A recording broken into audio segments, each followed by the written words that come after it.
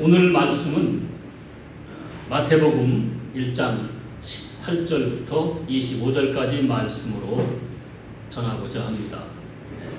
설교의 제목은 하나님의 이름 첫 번째 예수, 백성을 죄에서 구원할 자, 이렇게 잡아보았습니다. 우선 본문 말씀을 함께 읽고 그 다음 이야기를 이어가겠습니다.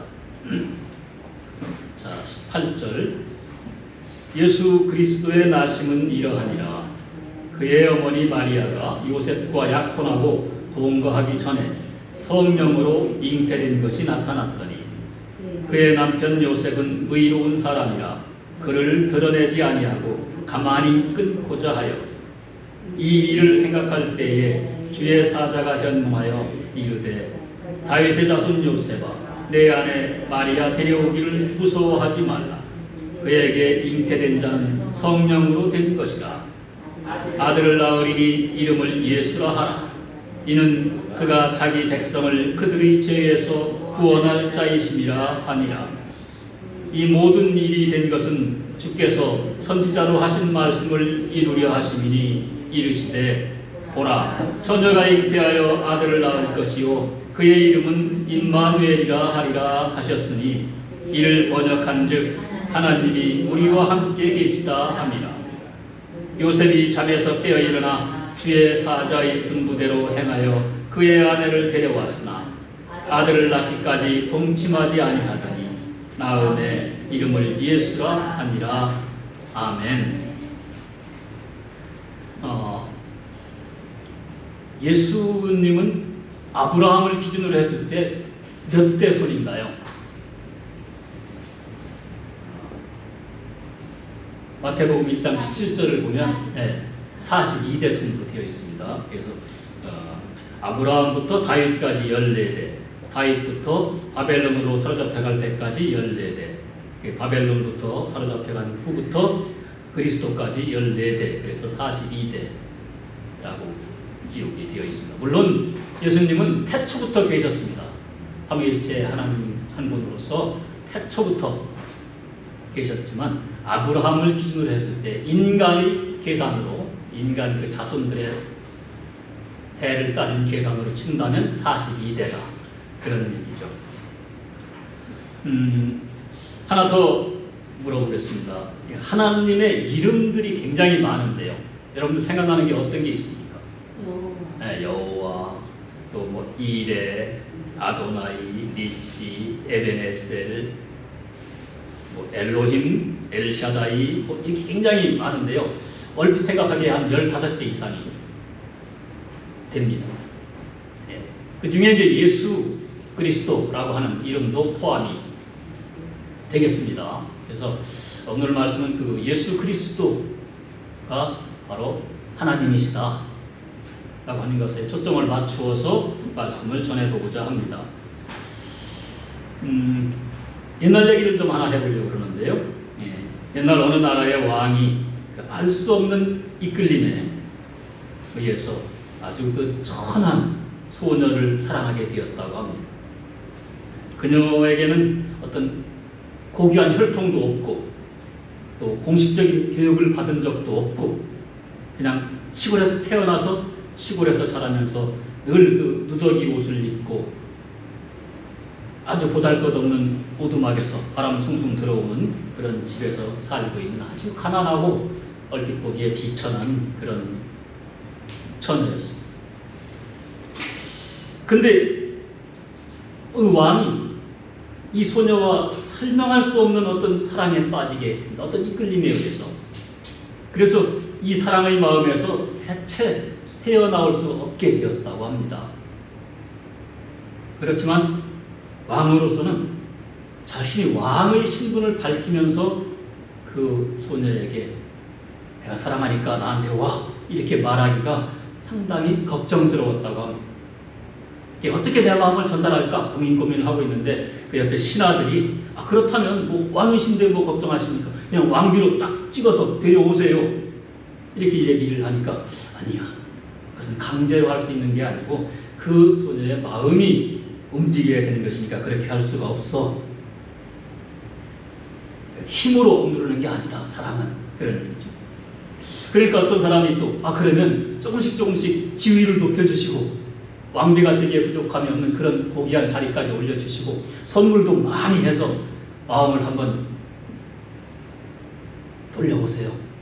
그 소녀의 마음이 움직이게 해보세요. 많은 선물과 지위를 줘보세요.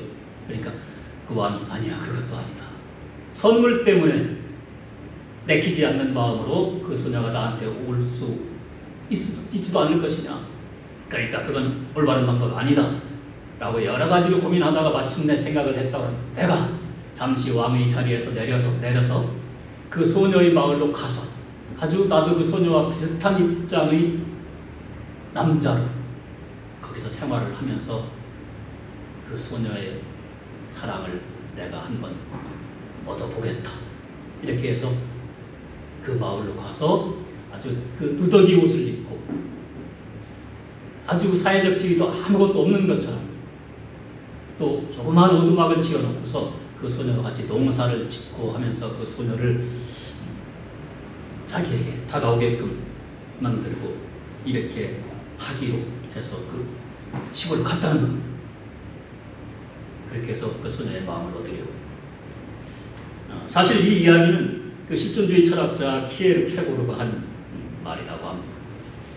키에르케고르는 이 이야기를 통해서 하나님께서 인간의 육신을 입고서 종의 모습으로 아주 낮은 모습으로 이 땅에 오신 사건이 바로 성육신의 사건이라고 이렇게 설명을 했습니다.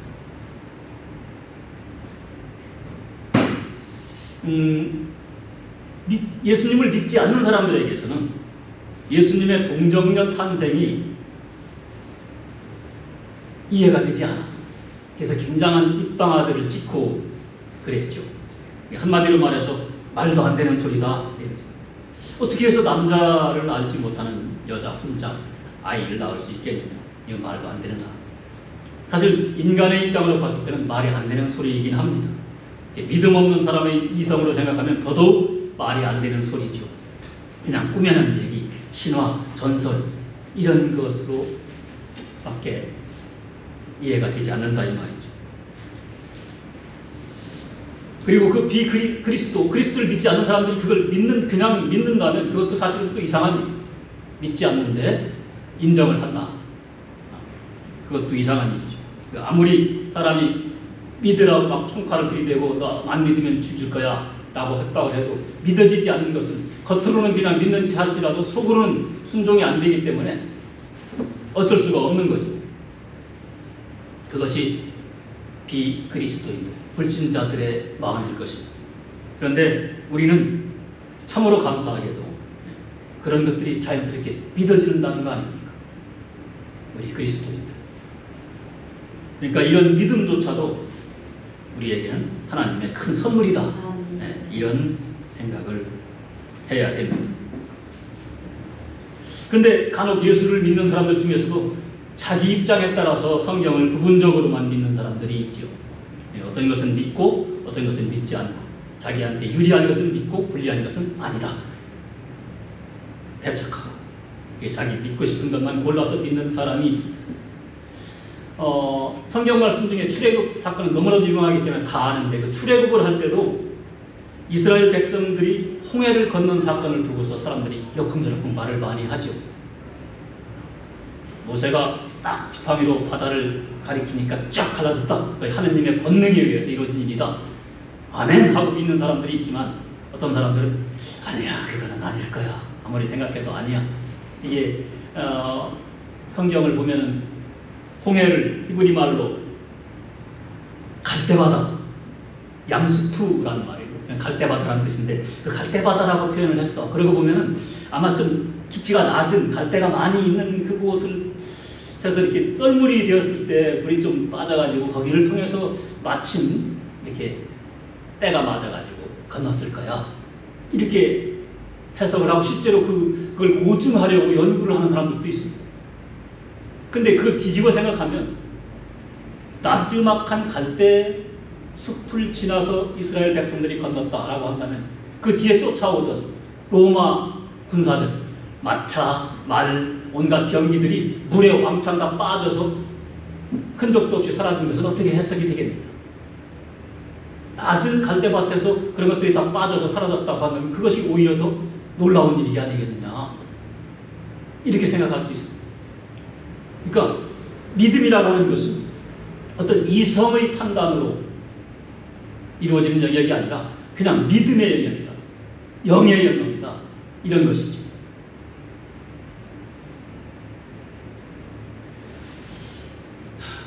하나님께서는 그런 것들, 모든 것들이 다 가능하다. 동정녀에게서 사람을 태어나게 하는 것도 다 가능하다. 흙으로 사람을 만들고 말씀으로 세상을 창조하시는 하나님이 뭐 동정녀한테서 사람 한 명 태어나게 하는 게 뭐 그렇게 어려운 일이겠느냐. 이것이 바로 믿음의 사람들이 할 수 있는 얘기다. 그런 얘기. 사람이 그냥 얼핏 보기에는 기적이지만 하나님께는 그런 것들은 다 일상사다. 이런 얘기죠. 우리들 생활 속에서 이렇게 어항 속에 금붕어가 하나 있는데 조그마한 어항에 있는 금붕어가 저쪽 더 큰 어항 속에 있는 다른 붕어들 보고 나도 저기로 가고 싶어. 넓은 세상으로 가고 싶어. 라고 거기를 아무리 쳐다보고 꼬리를 치고 치는 움직여서 그걸 건너가려고 해도 못 가잖아요. 근데 어느 날 사람이 이렇게 그물을 가지고 와서 툭 떠가지고 쑥 옮겨놓으니까 그렇게 하는 거죠. 그 금붕어한테 그게 기적이겠죠. 그러니까 사람과 그 금붕어를 키우는 사람과 금붕어의 관계, 하나님과 우리의 관계, 그걸 생각해 보면 비유적으로도 이건 믿음 속에서 일어날 수 있는 기적이 아니라 하나님의 권세다, 권능이다, 능력이다 라고 이렇게 우리가 받아들일 수 있다. 그러니까 우리가 머리로 하나님을 이해하려고 하는 것 자체가 벌써 잘못된 것이다. 무한하신 하나님, 그 하나님을 유한한 인간이 평가하고 측량하겠다고 하는 생각 그 자체가 이미 잘못되고 우스운 일이다. 이런 얘기입니다. 엄밀하게 말하면 우리 머리로 이해가 된다고 한다면 그건 이미 신이 아닌 거지. 그냥 우리 세상하고 우리와 같은 수준의 존재인 거지. 우리는 하나님에 대해서 늘 배우고 그 말씀을 읽고 그러나 하나님을 우리의 지식으로 완벽하게 파악할 수는 없습니다. 그런 분이 아니라는 거죠. 하나님은 아까 말했듯이 이해의 영역에 속하신 분이 아니라 믿음의 영역에 속한 분이시다. 내 지식으로 이해가 될 때만 옳다고 생각하고 그렇지 않을 때는 아니다라고 하는 것은 옳지 않다. 교회 다니면서도 이렇게 믿음이 왔다 갔다 하는 사람들은 참 불행한. 예수를 믿는다고 하는데 하나님의 말씀이 어떤 때는 믿어지고 어떤 때는 안 믿어진다면 얼마나 갈등이 생기고 괴롭겠습니까? 차라리 아예 안 믿어버리고 그냥 지 마음 편한 대로 사는 것도 오히려 편안할 수도 있습니다. 그래서 우리는 하나님의 말씀이라고 한다면 옳다, 그렇다, 맞다 이렇게 받아들여야 합니다. 우리가 이해가 잘 안 되어도 하나님이 그렇다고 하면 아멘 하고 수긍할 수 있는 그 순수한 믿음의 소유자들이 되기를 축원합니다. 오늘 본문 보겠습니다. 18절이죠. 예수 그리스도의 나심은 이러하니라. 그의 어머니 마리아가 요셉과 약혼하고 동거하기 전에 성령으로 잉태된 것이 나타났더니. 바로 이 말씀이 동거하기 전에, 그러니까 남자와 같이 살기 전에 잉태를 했다. 이것 때문에 사람들이 자꾸 입방으로 찢는 거죠. 아이고 예수님이 사생아 아니야? 너희들 도대체 여자 혼자 어떻게 아이를 낳을 수가 있어? 이렇게 비난하고 비꼬는 사람들이 있습니다. 사생아라고 하는 것은 낱말 뜻을 보면 그 법률적으로 부부가 아닌 남녀 사이에서 태어난 사적인 아이들이에요. 사생아, 사적으로 공적인 관계에서 태어난 게 아니라 사적인 관계에서 태어난 아이. 보적상 육신의 아버지가 있지만 실제로는 피 한 방울 섞이지 않았다는 측면에서 본다면 예수님이 그렇다는 것을 생각한다면 사람들이 어쩌면 이렇게 사생아라고 하는 것이 그럴듯해 보이기도 합니다. 하지만 하나님은 그런 일을 하실 분이 아니죠.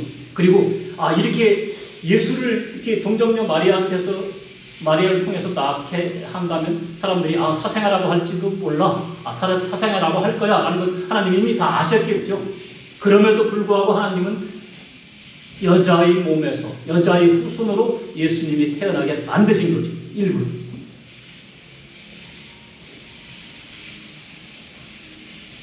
동정녀를 통한 예수의 탄생. 그 길을 굳이 선택하신 하나님의 뜻은 무엇입니까? 생각해보아요. 창세기 3장 15절을 보면 이런 말씀이 있습니다. 같이 볼까요? 시작. 내가 너로 여자와 원수가 되게 하고 내 후손도 여자의 후손과 원수가 되게 하리. 여자의 후손은 내 머리를 상하게 할 것이요 너는 그의 발꿈치를 상하게 할 것이니라 하시고. 네, 예수는 여자의 후손이어야 한다. 하나님이 그런 큰 계획을 다 미리 세워놓으신 거죠. 만약에 남자의 씨로 말미암아서 예수님이 그냥 평범한 사람처럼 과학적으로 증명이 되는, 우리가 요즘 말하는 인간들이 말하는 그 과학이라고 하는 것으로 증명이 되는 상태에서 주님이 태어나셨다고 한다면 이 성경 말씀은 다 거짓이 되어버리는 거죠.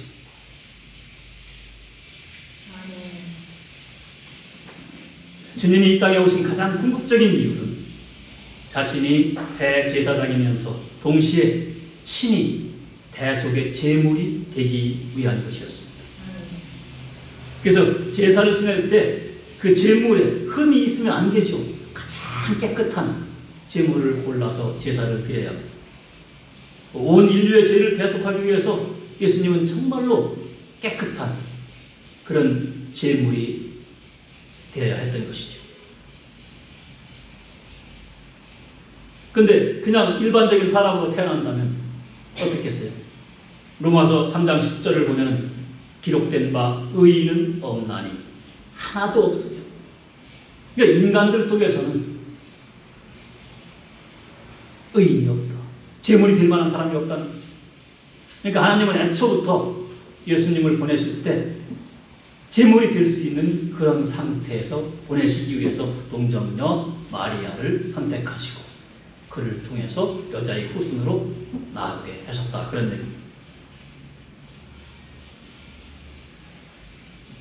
그래서 그 예수님이 사람처럼 태어나 성육신 되어서 사람이 겪는 온갖 과정을 다 겪고 그리고 나서 대속 제물이 되게끔 처음부터 계획을 하셨다. 그런 얘기입니다. 그래서 하나님은 독생자 예수를 성령으로 잉태하게 하는데 그 깨끗한 또 그릇이 필요했기 때문에 그 깨끗한 그릇이 될 만한 사람을 찾아냈는데 그게 누구다? 동정녀 마리아였다. 그래서 마리아를 선택하시고 그를 부르신 거죠. 자, 그래서 이제 그때 이제 그 선택된 마리아를 이제 한번 생각해 보면 마리아는 그냥 우리 성경 읽을 때 그냥 예수님 엄마가 되어서 참 좋았겠다 하고서 얼핏 넘어가는데 깊이 생각해 보면 마리아는 굉장히 대단한 사람이다. 정말로 예수의 어머니가 될 만한 훌륭한 여인이었다는 것을 알 수가 있습니다. 무슨 소리냐? 마리아도 얼핏 보면 그냥 보통 평범한 여성들과 뭐 다를 게 없어요. 그렇지만 가만히 생각해보면 그 수태고지 네가 예수님을 잉태하리라 라고 하는 그 말씀을 듣는 순간 마리아는 두려움에 떨었어요. 왜? 정식 결혼도 안 했는데 아이를 뱄다. 그 당시 사회에서 그렇게 된다면 이건 뭡니까? 죽음입니다. 죽음. 결혼하지 않은 여자가 벌써 아이를 배웠다. 이거는 그 당시 율법으로 봤으면 죽이는, 돌로 쳐 죽이는 거 아닙니까?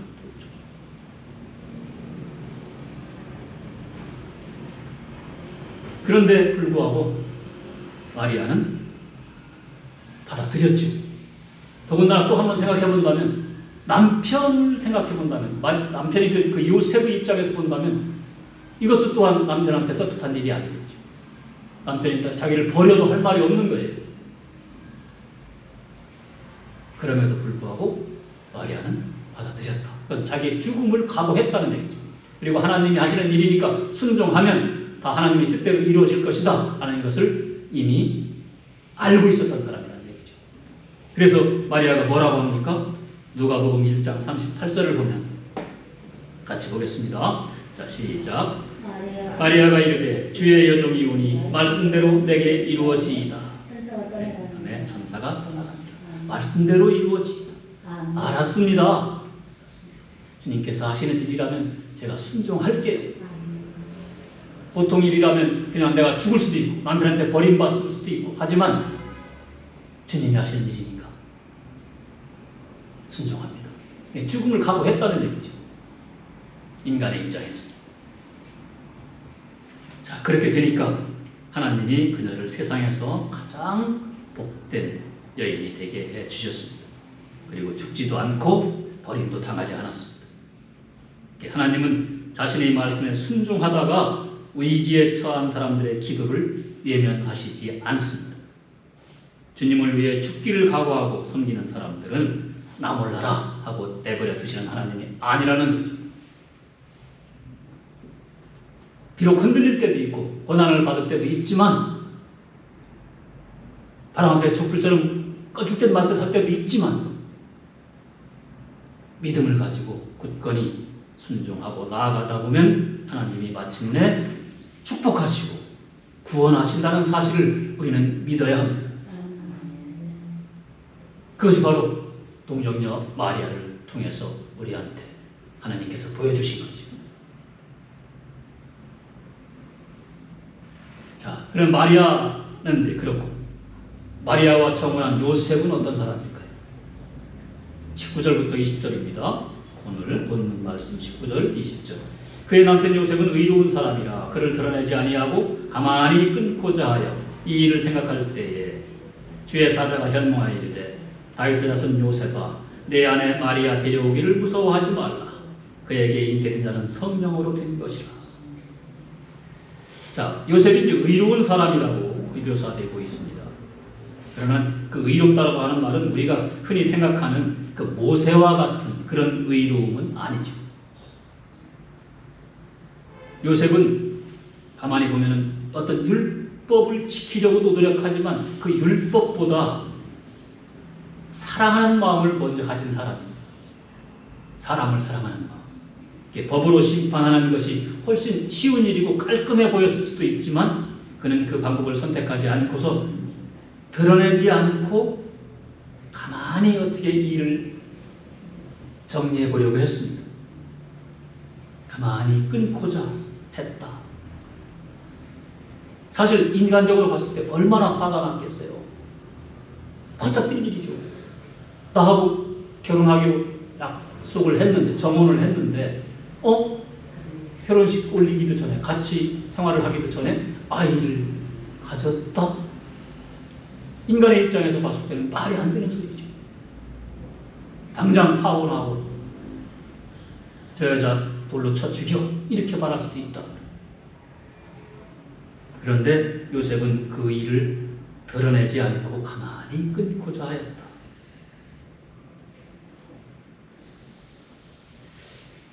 한 사람의 인생, 삶과 죽음이 달린 문제이기 때문에 요셉은 이런 걸 깊이 생각을 한 거죠. 즉시 어떤 화나는 대로 행동을 하지 않고 생각에 깊이 잠겼던 겁니다. 그리고 그 율법의 칼날을 휘두르지 않고 대신에 사랑을 선택했다. 사랑과 용서. 율법의 핵심은 사실은 사랑과 용서거든요. 사랑과 용서. 그걸 완성하신 분이 예수 그리스도. 로마서 13장을 보면 그런 말씀이 있어요. 율법의 핵심인 사랑과 용서. 그 사랑과 용서의 리더로 하는 자격이 있죠. 예, 왜냐? 율법의 핵심이 뭐예요? 사랑과 용서. 예수님이 오셔서 그걸 완성시키고 그런데 그 법보다는 사랑, 그 마음에 충분히 자격을 갖춘 사람이 바로 요셉이었다 그런 얘기죠. 그러니까 요셉은 의로운 사람이다. 그리고 그 의로움이 예수의 육적인 아비가 될 만한 자격을 갖추는데 충분하다. 그래.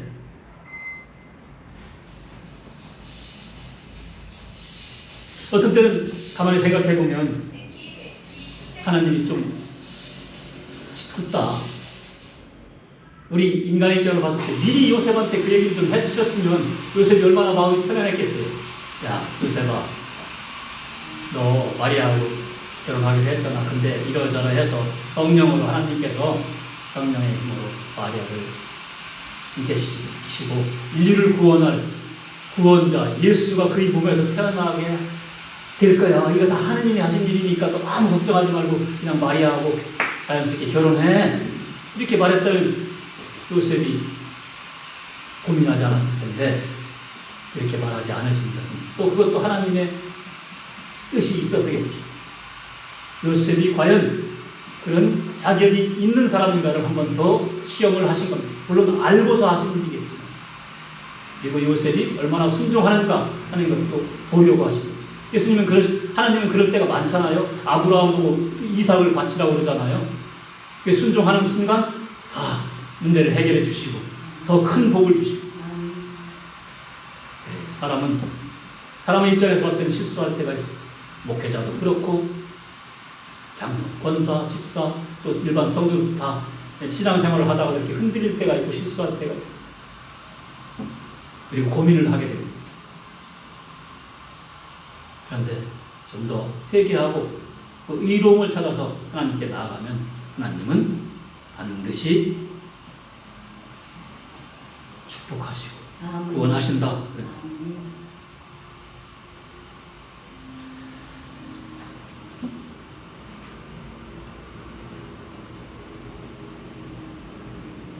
우리가 살다 보면 참 정말 하나님이 계신가? 어쩌면 그냥 계신다고 말만 하고 안 계신 것처럼 느껴질 때가 많죠.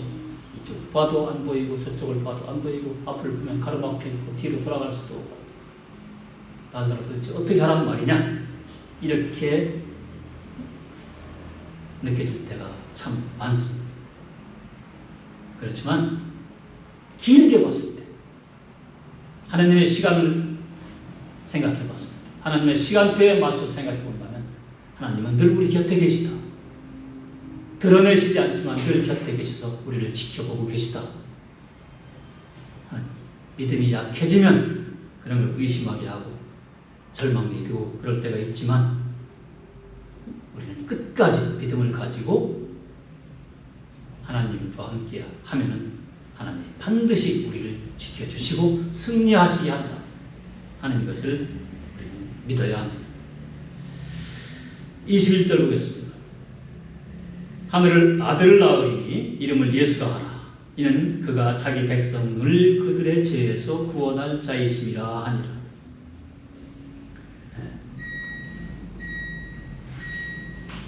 하나님의 아들이 사람으로 오신 거죠. 그런데 사람이 됐으니까 이름이 있어야 되는데 그분은 이미 이름도 훨씬 전부터 가지고 계셨던 겁니다. 태어나기 전부터 이름을 갖고 계셨어요. 뭐예요? 예수. 예수라는 이름은 이스라엘에서 사실은 흔한 이름이었습니다. 그래서 다른 예수라는 이름과 구별하기 위해서 우리 예수님을 그 동네 이름을 따서 나사렛 예수라고 불렀죠. 막달라 마리아 뭐 이렇게 하는 것좀 그 지역을 앞에 붙여서 구별하는 그런 풍습이 그 당시에 있었습니다. 그래서 나사렛에서 태어났어요. 나사렛 사신, 나사렛 예수다 이렇게 사람들이 불렀죠. 예수라는 이름은 구약에도 나옵니다. 사실은 여호수아 이것도 예수와 같은 말입니다. 그 뜻이 뭐냐? 여호와는 구원이시다. 여호와께서 구원하신다. 백성들을 그들의 죄에서 구원한다. 이런 뜻입니다. 구원, 구조. 호세아, 여호수아 이런 말들이 다 그런 뜻을 가진 말들입니다. 그래서 그런데 이제 그 구원이라는 의미를 갖고 있는 단어이긴 하지만 예수라는 이름은 굉장히 흔해서 아주 지극히 평범하다 못해 그냥 널려있는 그런 이름들이라는 거죠. 근데 예수님은 바로 그런 이름을 가지고 태어나셨으니까 또 태어날 때 평범한 그런 모습으로 태어나신 거죠. 인간의 모습으로 볼 때는. 그렇지만 예수님은 그렇게 평범한 분은 아니시라는 사실을 우리는 이미 알고 있습니다. 얼핏 평범해 보이지만 그렇게 평범하지는 않다. 우리도 그렇잖아요. 얼핏 봤을 때 우리 믿는 사람들이나 안 믿는 사람들이나 겉으로 볼 때는 다 비슷하잖아요. 다 그게 그거죠. 그런데 믿는 사람들은 뭔가 다른 게 있다. 특별한 존재다.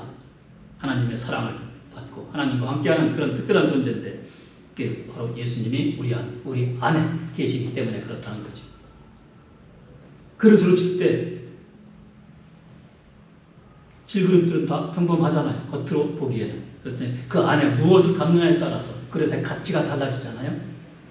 고린도후서 4장 7절을 보면 이런 말이 있습니다. 우리가 이 보배를 질그릇에 가졌으니 이는 심히 큰 능력은 하나님께 있고 우리에게 있지 아니함을 알게 하려 함이라. 아멘. 네, 우리는 다 다른 사람들과 믿지 않는 사람들과 얼핏 봤을 때는 다 똑같아 보인다. 그냥 평범한 질그릇처럼 보인다. 그런데 그 안에 뭐가 있느냐? 우리에게는 예수님이 있다. 이 보배, 그 무엇과도 비교할 수 없는 보배가 우리 안에 있다. 그러니까 우리는 특별한 존재다. 그런 얘기죠. 그러니까 우리가 예수님 이렇게 부를 때는 바로 나의 구원자이시오. 이런 의미를 이미 고백하고 있는 것과 마찬가지라는 거죠. 그러니까 예수님 이름을 많이 부를수록 좋다는 거죠. 그래서 우리는 그 예수라는 이름을 아주 귀하게 생각해야 그리고 늘 불러야 그 이름을 부를 때마다 우리는 더 많은 축복을 받고 보배를 더 많이 우리 가슴에 쌓을 수 있고 감동 속에서 살아갈 수 있고 그 이름의 능력이 예수라는 이름의 능력이 있는 거죠. 어떤 능력이냐? 예수는 원수 마귀가 벌벌 떠는 이름입니다. 하늘에 있는 자들과 땅에 있는 자들과 땅 아래에 있는 자들이 다 무릎을 꿇고 경배하는 그 이름이 바로 예수다.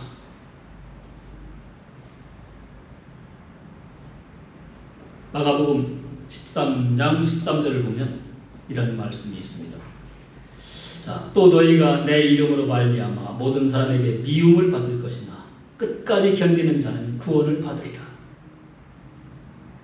아까 얘기했잖아요. 우리는 살다가 어려움, 정말 극복할 수 없는 그런 어려움에 부닥쳐서 이제 절망이구나, 여기서 끝이구나 라고 생각할 수도 있지만, 그리고 사람들한테 미움을 받을 수도 있지만 끝까지 견디면 어떻게 된다고요? 구원을 받는다. 예수는 바로 그런 구원의 이름이다. 또 마가복음 16장 17, 18절을 보면 이런 말씀도 있습니다. 믿는 자들에게는 이런 표적이 따르리니 곧 그들이 내 이름으로 귀신을 쫓아내며 새 방언을 말하며 뱀을 집어올리며 무슨 독을 마실지라도 해를 받지 아니하며 병든 사람에게 손을 얹은즉 나으리라 하시더라. 네, 그렇습니다. 역시 아까 예수는 구원의 이름이라고 했는데 여기서는 또 뭡니까? 치유의 이름. 누구든지 손을 얹은즉 나으리라. 독을 마셔도 해를 받지 않는다. 그게 바로 예수다. 요한복음 16장을 보면 24절에 이런 말씀도 있습니다. 지금까지는 너희가 내 이름으로 아무것도 구하지 아니하였으나 구하라. 그러면 받으리니 너희 기쁨이 충만하리라. 그러니까 예수는 주시는 분. 예수라고 하는 이름은 바로 주시는 것. 기도로 하면 응답하시는 이름이다. 찬송가에도 그런 말씀들은 많이 있습니다. 찬송가 91장을 보면 존귀하신 주의 이름 우리 기쁨대도다. 주의 품에 안길 때 기뻐 찬송 부르리. 예수의 이름은 세상의 소망이요 예수의 이름은 천국의 뭐다? 기쁨이다. 예수님은 또 세상의 소망이시고 천국의 기쁨입니다. 예수의 이름은 말했듯이 구원의 이름이고 그 다음에 치유의 이름이고 기도 응답의 이름이고 세상의 소망이고 천국의 기쁨을 의미하는 이름입니다. 자, 이렇게 여러 가지를 생각해 보면서 우리가 또 하나 짚어볼 게 있습니다. 바로 이 예수라고 하는 이름이 바로 하나님의 이름이다. 생각해 보신 적이 있을 거예요, 분명히. 예수님은 곧 하나님이시다. 아까 처음에 시작할 때 하나님을 가리키는 이름들이 굉장히 많다고 했는데 그 중에 하나가 예수다. 앞으로 이제 하나님의 이름에 대해서 좀 더 살펴볼 기회가 있겠지만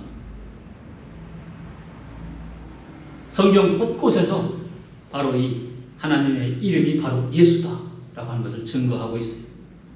요한복음 5장을 보면 이런 말씀도 있습니다. 나는 내 아버지의 이름으로 왔다.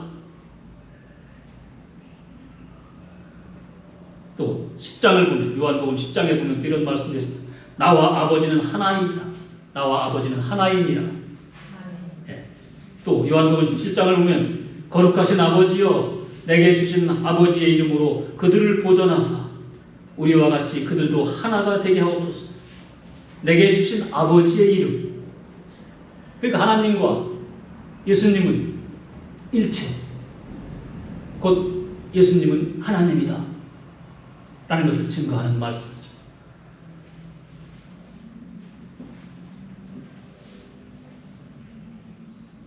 본문 22절 말씀 보겠습니다. 이 모든 일이 된 것은 주께서 선지자로 하신 말씀을 이루려 하심이니 이르시되. 여기서 선지자는 이사야를 얘기하는 겁니다. 지금 우리가 살펴본 것처럼 참 하나님이고 참 사람이신 예수님이 동정녀에게서 나실 것을 누가 예언했느냐? 이사야가 예언을 했다는 거죠. 이 성경은 참 신기한 책이에요. 구약과 신약으로 나눠져 있는데 그 수백 년 전의 이야기가 수백 년 후에 신약에서 그대로 이루어져요. 누가 계획표를 짜는 것도 사람들이 계획표를 짜고 이렇게 되라고 그대로 진행시킨 것도 아닌데 우리도 모르는 사이에 하나님께서 다 그것들이 악과 딱딱딱딱 맞게 경영을 하고 계셨습니다. 그러니 얼마나 우리의 입장에서 봤을 땐 신기한 일입니다. 자, 그때 이제 이사야가 그런 말을 한 거죠. 동정녀 마리아한테서 태어날 것이다. 근데 그게 700년 전이에요. 주전 700년 전이에요. 지금부터 700년이 아니라 주전 700년 전인데 그때 사람들이 그 말을 듣고서 콧방귀를 꼈겠죠.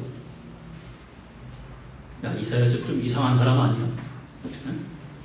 어떻게 저런 얘기를 그냥 제멋대로 하고 그러는 거야. 그 23절을 다시 한번 보면은 보라 이런 말. 보라 처녀가 잉태하여 아들을 낳을 것이요 그의 이름은 임마누엘이라 하리라.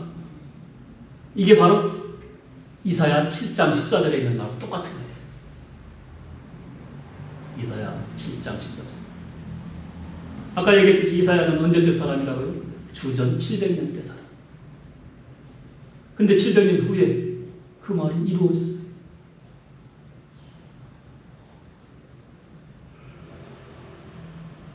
이사야 선지자가 사람들의 비난을 받고 비웃음을 받으면서 그 말을 뭐 일부러 자기가 꾸며서 했겠어요? 아니다. 선지자는 어떤 사람인가요? 하나님의 말씀을 받아서 그대로 전하는 사람. 대언. 거기에다 자기의 어떤 생각을 더하거나 빼거나 이러지 않죠. 그냥 요즘 말로 하면 다운로드를 그대로 해서 그 모습 그대로 다시 여는 거죠.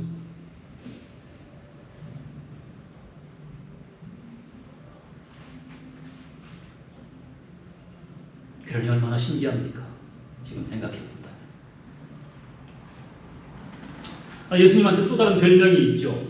임마누엘. 선지자가 그랬죠. 아까 임마누엘이라 하리라. 임마누엘. 그 임마누엘의 임, 이것은 함께라는 뜻입니다. 그 다음에 만, 이것은 우리와 라는 뜻이고, 엘, 이것은 하나님이라는 뜻이죠. 엘은 많잖아요. 엘로힘.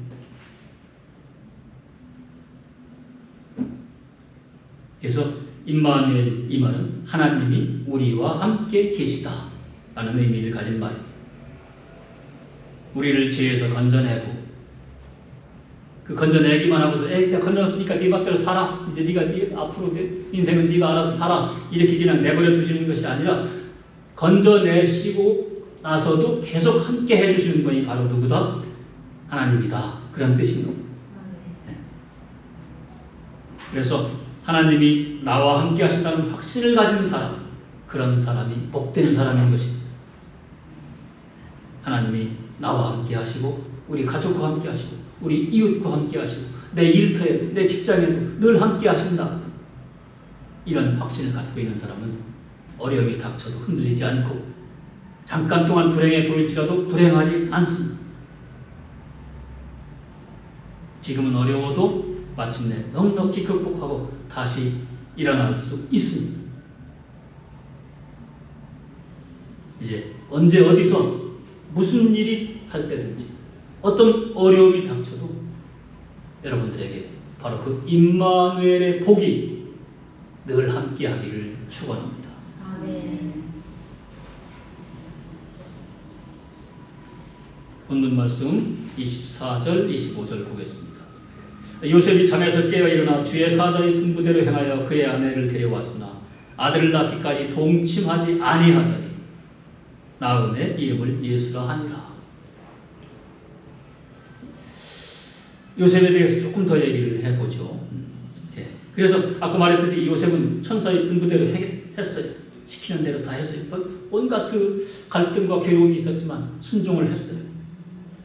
처음에는 어떻게 했어요? 가만히 끊고자 했었잖아요. 그렇지만 생각을 돌이켰어요. 그리고 가서 자기 아내로 마리아를 데리고 왔어요. 근데 이게 아내한테 무슨 해명을 듣고, 그래, 나한테 그런 사정이 있었구나, 내가 이해할게, 이렇게 해서 된 게 아니라 그냥 하나님이 보낸 천사의 말을 듣고 하나님께 순종해서 그렇게 한 것이라는 거죠. 어떻게 보면 현실 속에서 자기 신세를 망칠 수도 있어요. 또 동네에서 바보 취급을 받을 수도 있어요. 또 아버지가 누군지도 모르는, 믿지 않는 입장에서 봤을 때 아버지가 누군지도 모르는 그런 아이를 내 아들이라고 하면서 그 아이와 평생을 같이 살아야 되는 그런 괴로움이 있을 수도 있었어요. 그렇지만 요셉은 다 받아들였다. 네, 하나님이 하시는 일이니까 순종을 했다, 그런 얘기죠.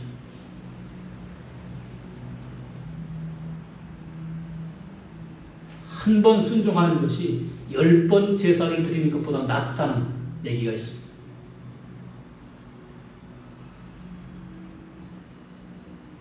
순종하기 전까지는 그렇게 갈등이 오고 고민이 되고 어쩌면 밤에 잠도 안 오고 뭐 그랬을 거예요. 그렇지만 순종하기로 하면 모든 것이 다 해결이 된다. 그리고 마음도 홀가분해지고 편안해지고 더 큰 축복이 주어진다. 요셉을 통해서, 마리아를 통해서 우리는 그것을 다시 한번 보게 됩니다. 물론 성경 속에 순종을 해서 큰 축복과 구원을 받은 사람들이 수없이 많지만 오늘 말씀 중에 바로 마리아와 요셉을 통해서 우리는 그것을 다시 한번 확인한다.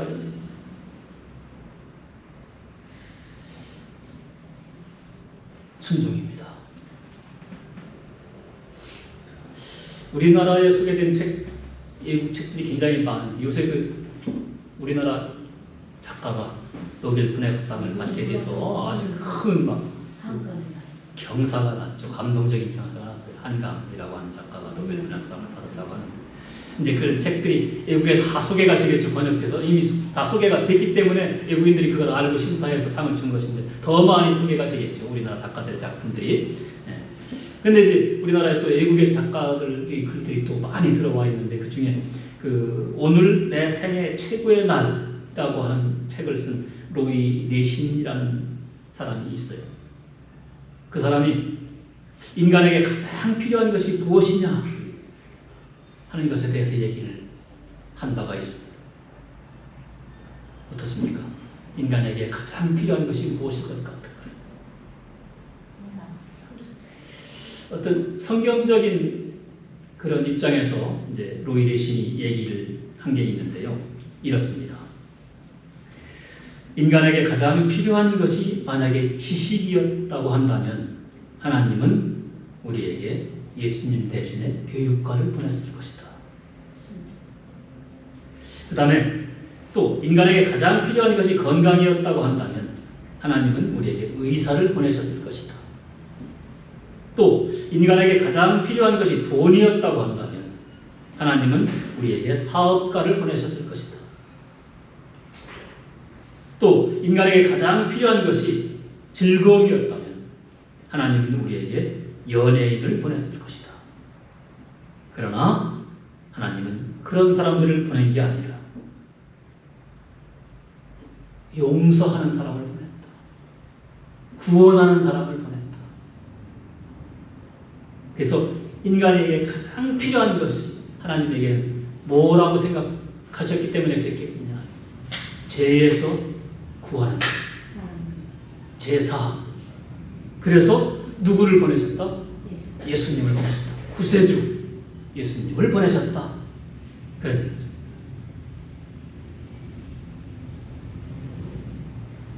하나님이 생각하시기에 인간에게 가장 필요한 것이 용서와 구원인데 그 용서와 구원을 이루기 위해서 보낸 사람의 이름이 바로 뭐다? 예수다. 예수는 아까 얘기했듯이 구원의 이름입니다. 치유의 이름이고 기도 응답의 이름입니다. 바로 예수는 하나님의 이름인 거죠. 자, 이제 이 시간을 통해서 여러분에게 그 예수님이 임마누엘이 언제나 함께하는 그런 시간들이 앞으로 쭉 이어지기를 축원합니다. 예수님은 하나님이십니다.